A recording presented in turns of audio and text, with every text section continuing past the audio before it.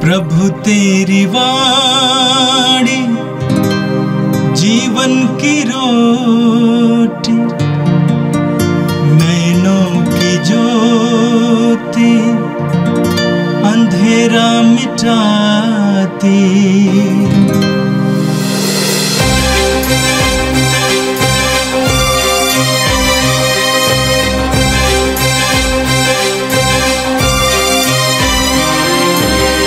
प्रभु तेरी वाणी जीवन की रोटी, नैनों की ज्योति अंधेरा मिटाती।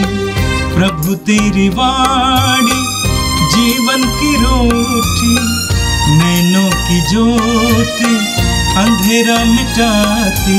वाणी वाणी वाणी वाणी वाणी पवित्र है, शाश्वत है, जीवन का मन्ना है। 9 दिसंबर शनिवार। पहला पाठ नबी इसायास का ग्रंथ, अध्याय 30, वचन संख्याएं 19 से 21 और 23 से 26 तक। इस्राएल का परम पावन प्रभु ईश्वर यह कहता है, यरूशलेम में रहने वाली सियोन की प्रजा, अब से तुम लोगों का रोना नहीं पड़ेगा। प्रभु तुम पर अवश्य दया करेगा, वह तुम्हारी दुआई सुनते ही तुम्हारी सहायता करेगा। प्रभु ने तुम्हें विपत्ति की रोटी खिलाई और दुख का जल पिलाया है, किंतु अब तुम्हें शिक्षा प्रदान करने वाला प्रभु अदृश्य नहीं रहेगा। तुम अपनी आंखों से उसके दर्शन करोगे। यदि तुम सन्मार्ग से दाएं या बाएं भटक जाओगे, तो तुम पीछे से यह वाणी अपने कानों से सुनोगे। सच्चा मार्ग यह है, इसी पर चलते रहो। वह तुम्हारे बोए हुए बीज को वर्षा प्रदान करेगा और तुम अपने खेतों की भरपूर उपज से पुष्टिदायक रोटी खाओगे। उस दिन तुम्हारे चौपाए विशाल चरागाहों में चरेंगे। खेत में काम करने वाले बैल और गधे सूप और डलियां से फटकी हुई नमक मिली हुई भूसी खाएंगे।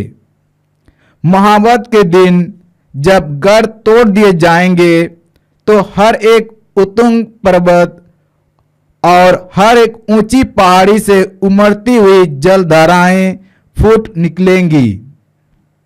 जिस दिन प्रभु अपनी प्रजा के टूटे हुए अंगों पर फटी बांधेगा और उसकी चोटों के घावों को चंगा करेगा, वह उस दिन चंद्रमा का प्रकाश सूर्य की तरह होगा और सूर्य का प्रकाश 7 दिनों के सम्मिलित प्रकाश के सदृश 7 गुना प्रचंड हो उठेगा। यह प्रभु की वाणी है। संत मत्ती के अनुसार प्रभु यीशु का पवित्र सुसमाचार, अध्याय 9 35 से 38 और अध्याय 10 5 से 10। यीशु सभागृहों में शिक्षा देते, राज के सुसमाचार का प्रचार करते, हर तरह की बीमारी और दुर्बलता दूर करते हुए सब नगरों और गांवों में घूमते थे। लोगों को देखकर यीशु को उन पर तरस आया, क्योंकि वे बिना चरवाहे की भेड़ों की तरह थके मांदे पड़े हुए थे। उन्होंने अपने शिष्यों से कहा, फसल तो बहुत है, परंतु मजदूर थोड़े हैं।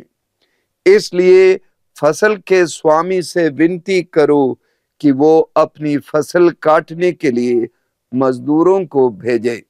यीशु ने अपने 12 शिष्यों को अपने पास बुलाकर उन्हें अशुद्ध आत्माओं को निकालने तथा हर तरह की बीमारी और दुर्बलता दूर करने का अधिकार प्रदान किया। यीशु ने इन 12 को ये अनुदेश देकर भेजा, अन्य राष्ट्रों के यहाँ मत जाओ और समारियों के नगरों में प्रवेश मत करो, बल्कि इस्राएल के घराने की खोई हुई भेड़ों के यहाँ जाओ। राह चलते ये उपदेश दिया करो, स्वर्ग का राज निकट आ गया है। रोगियों को चंगा करो, मुर्दों को जिलाओ, कोढ़ियों को शुद्ध करो, नरक दूतों को निकालो। तुम्हें मुफ्त में मिला है, मुफ्त में दे दो। ये प्रभु का पवित्र सुसमाचार है। क्रिस्त प्रभु की जय। प्रभु यीशु में मेरे प्रिय भाइयों बहनों, हम लोग आगमन काल में हैं और आगमन काल में ईश्वर ये चाहता है कि हम उनकी कृपा में बने रहें। ईश्वर नहीं चाहता कि उनके लोग सदा दुखी रहें या आंसू बहाते रहें। चाहे हमारे आंसू का कारण जो भी हो, हम लोगों के आंसू अलग अलग प्रकार के हो सकते हैं। लोगों के आंसू अलग अलग तरह के कारणों से बन सकते हैं। पहला कारण लोगों के पापों के कारण, और दूसरा है उनके ऊपर हो रहे विपत्ति या अत्याचार के कारण। ईश्वर अपने प्रिय लोगों को विपत्ति के विद्यालय में भर्ती कर देता है, जहां वो स्वयं अध्यापक, गुरु या शिक्षक हैं। यशायाह नबी आज के पहले पाठ के माध्यम से हमारे सामने एक अनोखा बिंब प्रस्तुत करता है। यशायाह नबी के ग्रंथ के 30वें अध्याय के 20वें पद पर लिखा है, प्रभु ने तुम्हें विपत्ति की रोटी खिलाई और दुख का जल पिलाया है।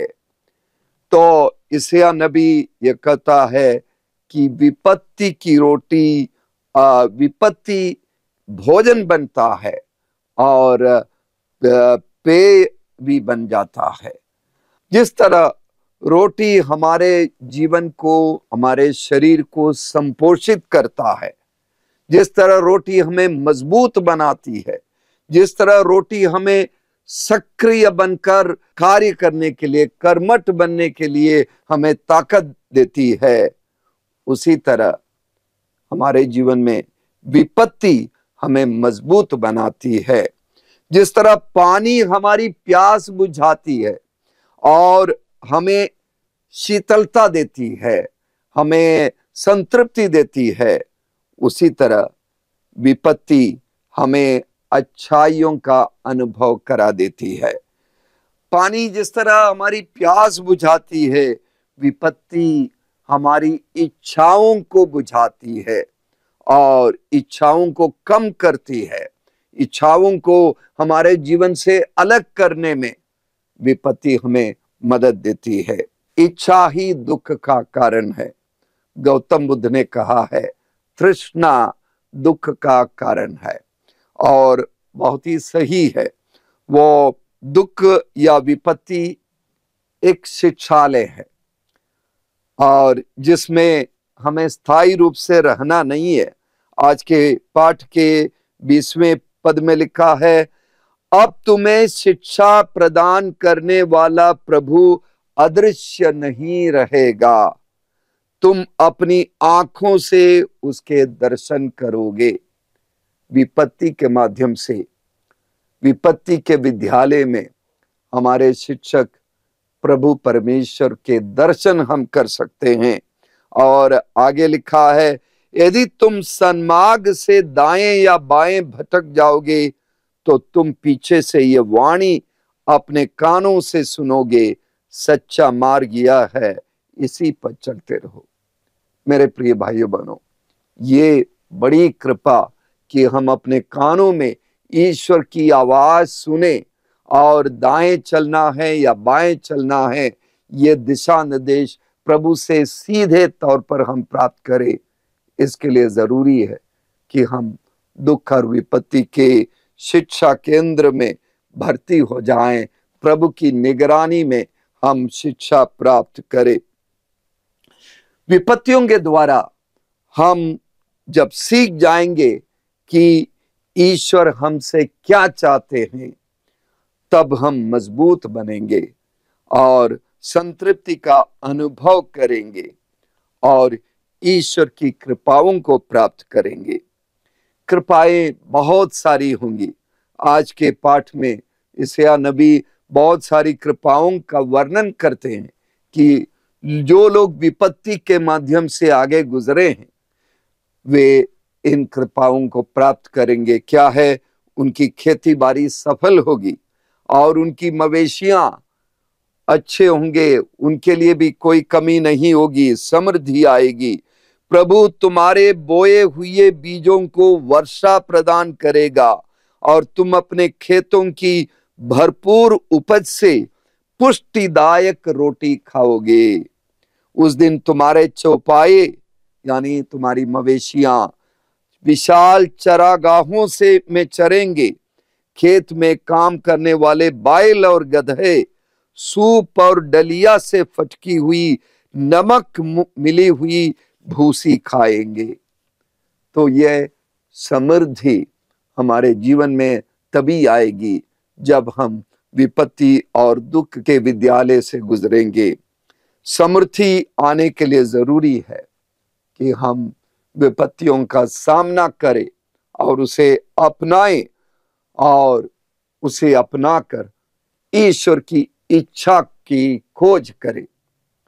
मैं बनारस में एक प्रभु के एक दास को जानता हूं, उसका नाम है चंदन दास। वो बनारस के बगल के चंदौली जिले के रहने वाला है और बचपन में ही उसके माँ बाप गुजर गए। उसके पड़ोसी और उसके खानदान के लोग, उसके पटीदार उसे तंग करने लगे। बहुत सारे दिक्कतें आई उसकी जमीन हड़पने के लिए वगैरह।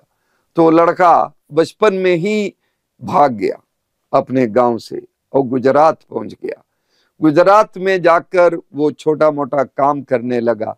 अनपढ़ था, उसके पास कोई ज्ञान नहीं था और इसीलिए वो गलत लोगों की संगति में पहुंच गया और उसने एक तीव्रवादी एक संगठन में शामिल हो गया जो धर्म के नाम पर दूसरों का अत्याचार करता था, कत्ल करा लेता था और उस तरह के कार्य ये चंदन भी करने लगा और अंत में वो जेल में पहुंच गया और उसे आजीवन कारावास हो गया।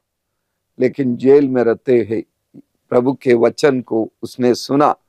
कोई पादरी वहां पहुंच गया, उसे वचन सुनाया और उस पर प्रार्थना की गई और धीरे धीरे उसके जीवन में परिवर्तन आया। वो इतना आदर्श जीवन जेल के अंदर रहने लगा, जेलर लोग प्रभावित हो गए, उसे पहले ही छोड़ दिए और बाहर आकर आज उसके जीवन में प्रभु है, प्रभु के वचन की घोषणा करता है और गरीब बच्चों के बीच में विद्यालय, अलग अलग मोहल्लों में विद्यालय चलाता है और गरीबों की सेवा में बहुत कुछ कर रहा है। तो विपत्ति और दुख के विद्यालय से जो गुजरेंगे वहां स्थायी रूप से नहीं रहेंगे। हमें पास आउट होना होगा, हमें उत्तीर्ण होना होगा और समृद्धि के, प्रभु की कृपा के, प्रभु के अनुग्रह के क्षेत्र में हम आएंगे। आज के सुसमाचार में जो मत्ती के द्वारा लिखित सुसमाचार में उसमें उसकी ओर मैं आपका ध्यान आकर्षित करना चाहता हूं। मेरे प्रिय भाइयों बहनों, कोलकाता की संत मदर तेरेसा के बारे में हम कहते हैं, वो हम उन्हें करुणामय मदर तेरेसा या ममतामय माँ या दयालुता की माँ कहते हैं। क्यों? क्योंकि उन्होंने अपने जीवन भर गरीब लोगों की सेवा की, भूखों को खाना खिलाया, जो सड़क के किनारे पड़े हुए थे, जिसकी ओर लोग नजर उठाकर नहीं देखते थे, उन्हें अपने हाथों में उठाया, अपने केंद्र पर ले गई और उनकी सेवा की। समाज में हम बहुत सारे ऐसे लोगों को देखते हैं जो मदर तेरेसा से प्रेरणा लेकर दयालुता के कार्य कर रहे हैं, जिन्होंने अपने जमीन जायदाद सब बेच के सड़क के किनारे पड़े हुए लोगों को, भिखारियों को, कोड़ियों को, अपंगों को और अनाथों को अपने घर में ले आते हैं, उनकी सेवा करते हैं, भीख मांगकर उनके लिए भोजन जुटाते हैं। धन्य है वे लोग। आज के सुसमाचार में यीशु के इस तरह के गुण के बारे में हम सुनते हैं। लोगों को देखकर यीशु को उन पर तरस आया, क्योंकि वे बिना चरवाहे की भेड़ों की तरह थके मांदे पड़े हुए थे। यीशु को तरस आया, यीशु के अंदर दया आ गई। संत मत्ती के सुसमाचार में बार बार हम इसको यीशु की इस दयालुता के बारे में सुनते हैं। मत्ती के सुसमाचार के 14वें अध्याय के 14वें पद पर लिखा गया कि यीशु सुसमाचार सुनाने के बाद लोगों से हटकर समुद्र की ओर गए, नाव पर चढ़कर एक निर्जन प्रदेश की ओर चले गए। और वहां जब पहुंच गए तब तक अलग अलग नगरों से, अलग अलग गांवों से लोग पैदल चलकर बड़ी भीड़ एकत्रित हो गई। और नाव से उतरकर यीशु ने एक विशाल जन समूह देखा। उन्हें उन लोगों पर तरस आया और उन्होंने उनके रोगियों को चंगा किया, उन्हें अच्छा किया। तो जहां कहीं यीशु रोगियों को देखते थे, पीड़ित लोगों को देखते थे, उनको देखकर यीशु के मन में तरस आता है। मत्ती के सुसमाचार के 15वें अध्याय के 32वें पद पर देखते हैं कि यीशु गलीलिया समुद्र तट पर जाकर बगल के एक पहाड़ी के ऊपर चढ़कर वहां बैठकर लोगों को उपदेश दे रहे थे। बड़ी भीड़ एकत्रित हो गई और वे लगातार सुन रहे थे। और उसके बाद यीशु ने अपने शिष्यों को अपने पास बुलाकर कहा, मुझे इन लोगों पर तरस आता है। ये 3 दिनों से मेरे साथ रह रहे हैं और इनके पास खाने को कुछ भी नहीं है। और उसके बाद क्या हुआ हम सभी जानते हैं। यीशु ने उन्हें रोटी खिलाई, रोटी का बड़ा चमत्कार किया और उस विशाल जनसमूह को 5 रोटियां और 2 मछलियों से उनके भूख को तृप्त किया। यानी यीशु के अंदर तरस है भूखों के प्रति, गरीबों के प्रति, वंचितों के प्रति। मत्ती के सुसमाचार के 20वें अध्याय के 34वें पद पर हम पढ़ते हैं, जब यीशु यरीको से गुजर रहे थे, 2 अंधे चिल्ला चिल्लाकर बोलने लगे, प्रभु दाऊद के पुत्र हम पर दया कर। और यीशु ने उन्हें बुला लिया अपने पास और पूछा कि क्या चाहिए। उन्होंने कहा, प्रभु हमारी आंखें अच्छी हो जाए। और 34वें पद पर लिखा है, यीशु को तरस हो आया और उन्होंने उनकी आंखों का स्पर्श किया। उसी क्षण उनकी दृष्टि लौट आई और वे यीशु के पीछे हो लिए। यीशु क्यों बार बार तरस खाते हैं? उन्हें पिता परमेश्वर ने जो मिशन, जो दायित्व सौंपा था और उस मिशन को पूरा करने का एक जुनून यीशु के अंदर था, ए पैशन फॉर कंपैशन। जिस तरह मत्ती के सुसमाचार के 9वें अध्याय के 36वें पद पर हम पढ़ते हैं कि बिना चरवाहे की भेड़ों की तरह लोगों को देखकर यीशु के अंदर तरस आया। दयालुता यीशु के अंदर आई। ये दयालुता, ये तरस, ये उदारता, ये करुणा सिर्फ एक भावुकता नहीं है, ये सिर्फ एक इमोशनल फीलिंग नहीं है। प्रभु यीशु ने उस भावुकता को कार्य में परिवर्तित कर दिया और जो जरूरतमंद है उन तक पहुंचने, उनकी मदद करने का जो जुनून है और उसे वास्तविकता में, कार्य में यीशु ने परिवर्तित किया। प्रभु की दयालुता केवल भूखों के प्रति नहीं, प्रभु की दयालुता गरीबों के प्रति है, प्रभु की दयालुता रोगियों के प्रति है, प्रभु की दयालुता दुष्टात्माओं से पीड़ित लोगों के प्रति है, प्रभु की दयालुता अत्याचार सहने वाले लोगों के प्रति है। संत लूकस के सुसमाचार के 4 अध्याय में हम पढ़ते हैं, प्रभु यीशु अपनी दयालुता के बारे में नाजरत के सिनागोग में, वहां के प्रार्थनालय में घोषित करता है, प्रभु का आत्मा मुझ पर छाया रहता है, क्योंकि उसने मेरा अभिषेक किया है। उसने मुझे भेजा है जिससे मैं दरिद्रों को सुसमाचार सुनाऊं, बंदियों को मुक्ति का और अंधों को दृष्टिदान का संदेश दूं, दलितों को स्वतंत्र करूं और प्रभु के अनुग्रह का वर्ष घोषित करूं। इसे प्रभु यीशु का घोषणा पत्र कहा जाता है। अपने उस घोषणा पत्र में प्रभु एक सूची देते हैं कि उनकी दया, उनका तरस किसके प्रति है, और वो रोगी है, अंधे हैं, दलित हैं, बंदी हैं, उन सारे लोगों के प्रति हैं। इसलिए प्रभु यीशु अपने 12 शिष्यों को नियुक्त करते हैं और उनके माध्यम से अपने अंदर की दया को, करुणा को दूर दूर तक अलग अलग गांवों में पहुंचा देते हैं। जो समाज की मुख्य धारा से जो लोग बाहर हैं, जो वंचित हैं, जो समाज के हाशिए पर हैं, उन तक प्रभु यीशु अपने शिष्यों को भेजते हैं। संत पापा फ्रांसिस बार बार हमसे कहते हैं कि हाशिए पर जाओ, गो टू द पेरिफेरीज, संत पापा कहते हैं। हमारे समाज में बहुत सारे लोग हैं जो अधिकारों से वंचित हैं, जो हमारी तरह इज्जत का जीवन नहीं जीते हैं। उनके प्रति हम प्रभु यीशु के द्वारा भेजे गए हैं।